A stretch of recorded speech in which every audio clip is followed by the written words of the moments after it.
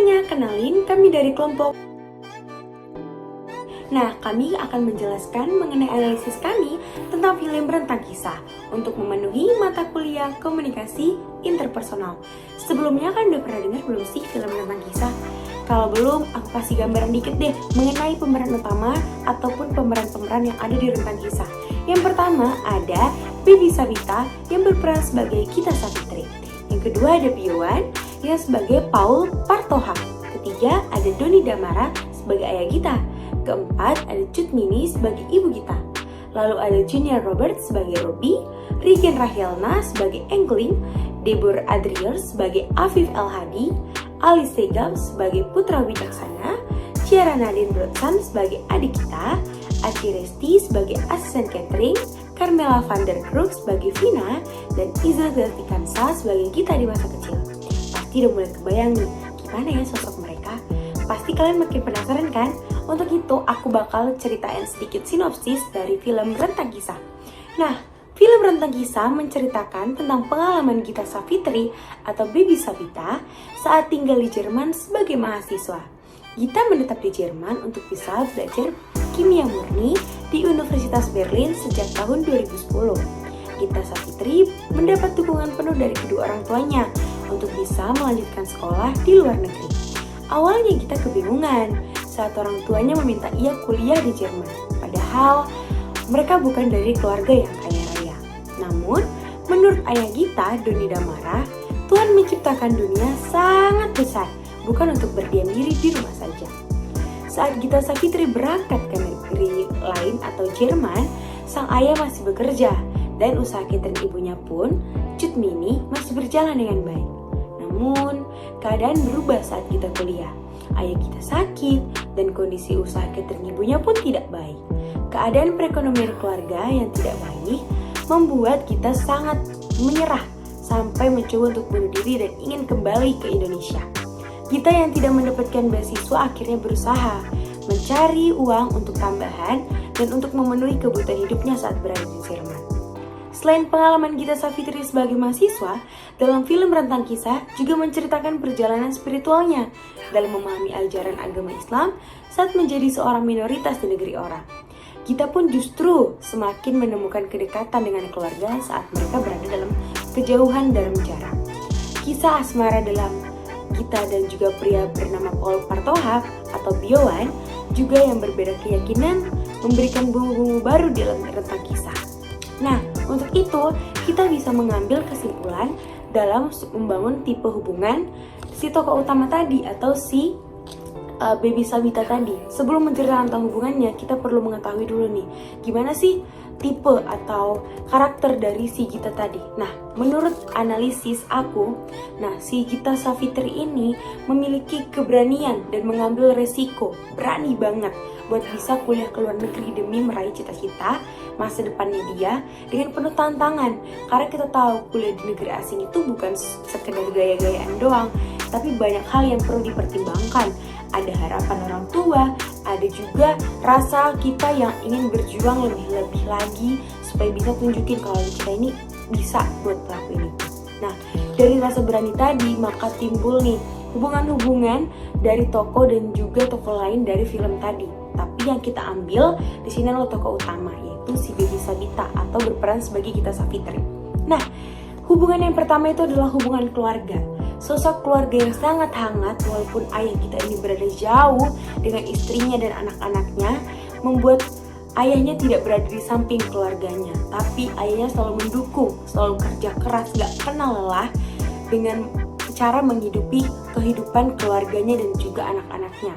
Lalu sosok ibunya yang berjasa banget buat keberhasilan si Gita tadi, walaupun awalnya ibunya itu ngerasa dia tuh cuma bisa melakukan sesuatu dari si catering tadi, tapi dia berusaha juga untuk bisa mendidik anaknya, mendidik dirinya sendiri dengan menanam atau mendalami nilai-nilai karakter yang membuat mentalnya harus kuat nih, harus bisa menjadi anak yang tangguh, yang udah diajarkan sejak sekolah. Jadi walaupun ibunya itu memberikan karakter yang kuat, dia tidak pernah membuat anaknya itu merasa terkekang. Seperti contohnya si Gita saat berada di Jerman, dia ingin membuka jilbabnya karena dia merasa dia lebih cakep dengan ngeliat dirinya sendiri lebih cakep tanpa menggunakan jilbab. Ibunya tidak memaksa dia untuk tetap menggunakan jilbab. Ibunya memberikan dia kelonggaran dengan ketentuan dia harus tetap bisa menjaga dirinya sendiri. Begitu. Lalu yang kedua ada hubungan persahabatan. Nah, saat si Gita sampai di Jerman, teman-teman, si Gita ini merasakan bahwa dia shock dengan keadaan di situ, dengan zaman-zaman yang berada di situ, dengan mode-mode yang ada di sana. Jadi dia tidak mengerti apakah dia harus mengikuti ataukah dia harus tetap pada pendiriannya. Sampai dia bertemu juga dengan orang-orang Indonesia, gerombolan dari Biowan dan teman-teman lainnya yang membantu dia pengenalan awal bagaimana kehidupan yang berada di sana. Di situ memberikan Gita ilmu baru dalam pertemanan, karena Gita yang lumayan introvert membentuk Gita agak tertutup. Lalu ada hubungan yang namanya platonik. Karena kenapa bisa dibilang hubungan platonik? Karena pada saat Biowan atau Paul menjalin hubungan dengan Gita, bukan hubungan yang berpacaran pada saat di film itu, tapi mereka memiliki hubungan yang tidak hubungan keluarga, tidak juga hubungan persahabatan, termasuk ke dalam asmara tapi belum berpacaran, seperti itu. Di situ Gita mengajarkan bagaimana cara untuk bisa menerima kehidupan, walaupun kadangkala Gita sedikit egois, tapi Paul juga mengerti. Sampai akhirnya Paul yang berbeda agama ini mau memasuki atau mendalami ilmu dalam agama Gita, yaitu Islam, dengan juga mengucapkan 2 kalimat syahadat atau masuk ke dalam agama Islam. Di situ termasuk dalam hubungan platonik karena Gita mengajarkan bagaimana kehidupan dalam beragama Islam. Di situ kita lihat bahwa hubungan yang terjadi sangat banyak dan menimbulkan banyak tipe-tipe hubungan interpersonal seperti itu. Oke, selanjutnya tahapan pengembangan hubungan yang terjadi pada tokoh utama, yaitu di sini adalah Gita sebagai tokoh utama dalam film Rentang Kisah. Saya akan menjelaskan 5 saja pengembangan hubungan dalam film Rentang Kisah, karena pengembangan hubungannya terjadi sampai mereka menjadi best friend semuanya. Oke, yang pertama itu ada initiating. Initiating itu menunjukkan bahwasannya Gita itu orang yang layak, yang pantas untuk dijadikan teman, untuk diajak ngobrol gitu. Nah, ini ditunjukkan pada scene ketika Gita ditawari bikin video bareng sama teman-temannya yang dari Indonesia gitu. Lalu tahap kedua ada experimenting, yaitu tahap bereksperimen atau melakukan pencarian kesamaan. Nah, scene ini ditunjukkan pada saat mereka mencari kesamaan di antara mereka, yaitu sama-sama berasal dari Indonesia, sama-sama mahasiswa yang merantau dari Indonesia. Lalu selanjutnya ketika mereka sudah saling kenal dan menemukan kesamaan, yaitu sama-sama dari Indonesia, maka masuk pada tahapan ketiga, yaitu intensifying.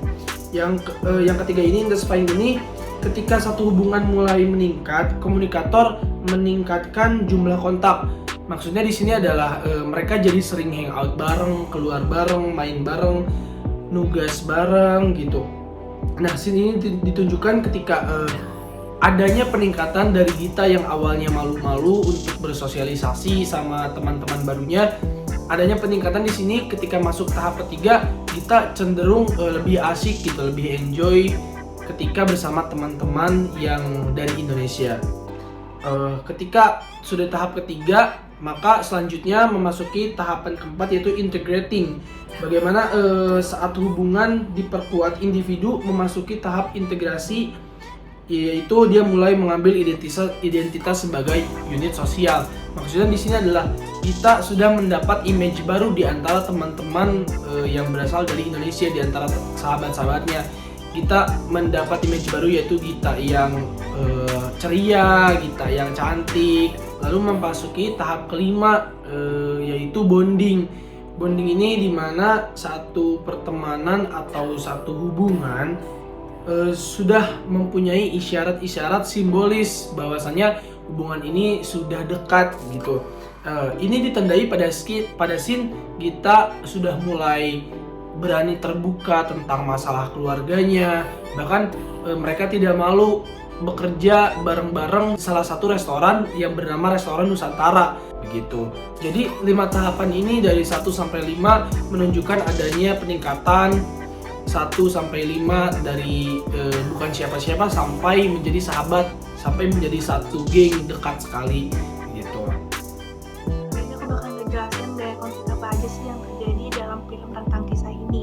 Gaya konflik apa aja sih yang terjadi dalam hubungan interpersonal tokoh utama dalam film Rentang Kisah ini gitu. Teman-teman mungkin pernah baca di PPT komunikasi internasional gaya konflik apa aja gitu, kayak gaya akomodasi, gaya menang kalah, gaya menang-menang, ataupun gaya kalah-kalah. Nah, aku bakal ngejelasin gaya konfliknya dalam film Rentang Kisah. Yang pertama itu ada gaya konflik kolaborasi, yaitu gaya menang-menang. Teman-teman bisa lihat di PPT sini gitu, di sini ada screenshot dari film Rentang Kisah, di mana di sini tuh Gita sebagai pemeran utama ditelepon oleh orang tuanya, oleh mamahnya gitu, karena mereka sedang dilanda oleh masalah ekonomi gitu, sehingga dalam masalah ini, dalam konflik ini, tokoh utama Gita dan juga orang tuanya ini, mereka bekerja sama untuk mencari solusi apa sih yang harus dilakukan dalam menyelesaikan masalah ini gitu. Teman-teman bisa lihat di sini kan, di bawah ini itu Gita, dia bekerja paruh waktu sambil berkuliah dan juga cari-cari botol-botol rongsokan gitu untuk mencukupi biaya hidup mereka gitu dalam masalah ekonomi ini gitu. Nah, dari apa yang aku ceritakan tadi, dari gaya konflik tadi ini adalah gaya konflik kolaborasi, yaitu menang dan menang, dimana mereka keduanya mencari solusi dalam dalam konflik yang terjadi gitu. Oke, yang kedua adalah gaya akomodasi. Di konflik ini salah satunya ada yang mengalah gitu. Nah, dalam film Rentang Kisah ini, si Gita ini sedang mengalami masalah nih, sedang mengalami konflik dalam perkuliahannya gitu, dimana dia dimarahi oleh temennya karena suatu masalah di suatu praktek gitu. Teman-teman bisa lihat di sini nih, dimana Gita ini memilih untuk diamlah dimana dia tuh memilih untuk diam gitu setelah dimarahi oleh temennya gitu. Ada gaya menghindari atau konflik gitu. Nah, dalam screenshot ini di sini tuh ada Paul dan juga Gita namanya, dimana di sini tuh Paul ini sedang dihadapi masalah konflik, yaitu konfliknya adalah dia merasa nggak percaya sama Tuhan, merasa nggak punya agama gitu, dia ateis gitu istilahnya mah gitu. Nah, si Paul ini dia menghindari Gita sebagai pemeran utama kalau dia ini merasa minder, dia ini merasa insecure kalau dia tuh nggak punya agama, dia tuh nggak percaya sama Tuhan. Di sini adalah termasuk gaya menghindari atau konflik gitu, dimana si Paul menghindari Gita karena masalah yang terjadi gitu. Selanjutnya, saya akan membahas mengenai faktor serta nilai-nilai budaya yang terdapat pada film Rentang Kisah. Yang pertama yaitu ada komunikasi antar budaya, di mana Gita dan teman-temannya menggunakan komunikasi verbal untuk dapat berkomunikasi dengan para penduduk yang ada di sana. Contohnya, saat Gita sedang ulang tahun, Gita dan teman-temannya merayakan ulang tahun di sebuah kafe, dan pelayan kafe tersebut turut memberikan ucapan serta harapan kepada Gita menggunakan bahasa Jerman. Lanjut ke poin kedua, yaitu ada perbedaan antar budaya. Adanya perbedaan bahasa membuat Gita sempat merasa kesulitan untuk memahami pelajaran saat ia sedang melaksanakan Studiecall di Jerman, sehingga nilai-nilainya pun menurun. Dapat dilihat di sini, Gita sedang meminta dosennya untuk berbicara lebih pelan lagi karena ia tidak memahami apa yang dosennya bicarakan. Selanjutnya, pada poin ketiga yaitu ada gaya bahasa. Pada film ini, gaya bahasa dari penduduk Jerman yaitu berupa low context, di mana pesan akan disampaikan secara langsung, tegas, dan tidak berbelit-belit. Contohnya, saat Gita sedang mencari pekerjaan di Jerman, penduduk Jerman tersebut dengan tegas memberitahukan kepada Gita bahwa mereka sedang tidak membuka lowongan pekerjaan. Berbeda dengan gaya bahasa pada penduduk Indonesia yang berupa high context, di mana penyampai pesan akan melihat situasi terlebih dahulu sebelum menyampaikan pesan. Contohnya dilihat pada saat Paul hendak bercerita kepada Gita, namun Gita sedang memiliki masalah yang sangat berat. Jadi saat itu Paul tidak jadi bercerita kepada Gita. Selanjutnya, pada poin keempat ada dimensi budaya. Penduduk Jerman dinilai lebih individualis jika dibandingkan dengan penduduk Indonesia. Hal itu dapat dilihat saat kita sedang mengerjakan tugas kelompoknya dan kita melakukan kesalahan, namun temannya tersebut tidak mau membantu kita sama sekali dalam pengerjaan tugasnya, padahal itu adalah tugas kelompok mereka. Berbeda dengan penduduk Indonesia yang cenderung lebih kolektivisme karena pada film tersebut penduduk Indonesia cenderung lebih berkelompok pada kesehariannya. Selanjutnya, pada poin terakhir yaitu ada tingkat kesenangan, di mana tingkat kesenangan yang dimiliki oleh orang Jerman termasuk ke dalam tingkat indulgence, yang mana mereka dibebaskan untuk memilih agama atau tidak. Oke, selanjutnya bagaimana cara tokoh utama menyelesaikan konflik. Di sini tokoh utama kita yang memiliki struggle dan kesulitan untuk beradaptasi di dunia baru yang berbeda dengan dia untuk melanjutkan pendidikannya di sana, yang akhirnya membuat dirinya goyah akan gaya hidup di sana, seperti contohnya gaya berpakaiannya, cara bersosialisasi, dan iman kepada agamanya pun ikut tergoyah. Lalu bagaimana kita dapat menyelesaikan beberapa masalah yang membuat dirinya pun jadi tidak percaya diri? Oke, di sini Gita mulai bangkit dan berusaha untuk membangun kepercayaan kepada dirinya sendiri berkat dorongan keluarga, temannya, dan keantusiasannya dia untuk berubah mengikuti apa yang menurut dia hal yang benar. Dimulai dari dia yang melepaskan hijabnya dikarenakan gaya berpakaian di sana yang berbeda, dan akhirnya dia mulai kembali memakainya karena sudah menentukan gaya hidupnya yang dia inginkan dengan cara selalu berdoa setiap terjadi masalah agar selalu dibukakan pintu dan jalan keluarnya. Dan yang kedua, Gita yang tadinya tidak pandai beropini dan anti kritis sekarang sudah bisa menerima semua dengan baik berkat keluarganya dan juga dorongan dari diri sendiri untuk selalu berdoa dan beribadah serta meyakinkan diri sendiri untuk selalu berusaha dan bekerja keras.